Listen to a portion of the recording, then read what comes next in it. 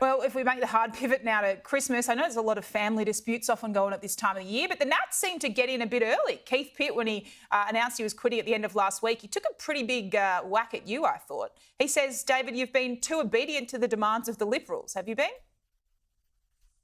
Well, I think that was more about journalistic licence than anything else. It's the same journalist that's been calling me weak from the Australian for a number of months now. He has a crack every 6 months. Keith Pitt didn't say that in his press conference when asked to repeat it. I think it was a bit of journalistic licence, but I stand by my record as leader of the Nationals. Despite this journalist thinking that I'm weak, I'm the one that led the nation in the no vote. When there was only 30% of Australians that supported the no, I led a party that came out before everybody else, 6 months before the Liberal Party. We helped the Liberal Party get to that position.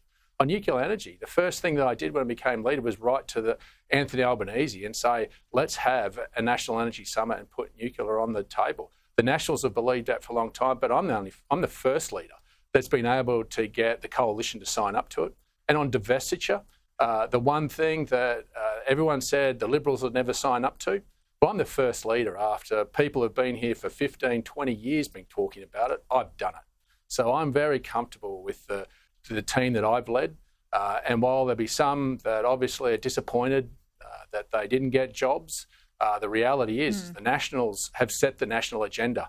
And if you want to understand that, after he resigned the other day, David, did you speak to him, and was he aware that he wasn't going to be able to return into the shadow cabinet? Is that part of why he decided ultimately to go?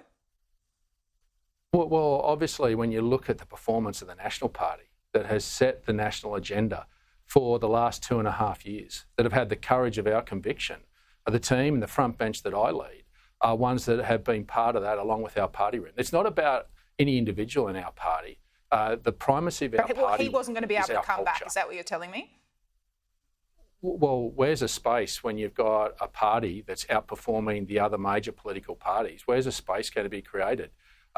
There's nobody that has not done the heavy lifting on the front bench at an intellectual level, at the level of prosecuting those key policy issues that are important to the Nationals. We have set the national agenda. In fact, I think there's been many commentators, proper commentators, not gossip columnists, that have put out there, David Spears, that the Nationals have real clout and proved that over the last 2.5 years. He's written an article less than 6 months ago.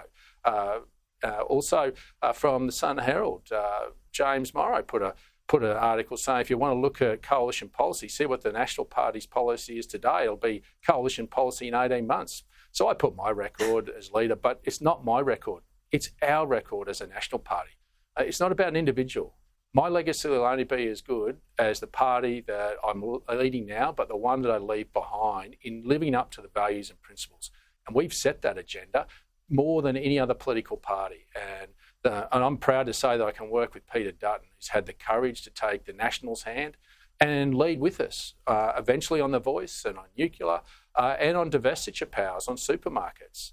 That's the power of the National Party. And I think real political analysts and journalists would see that and see what we've achieved over the last 2.5 years.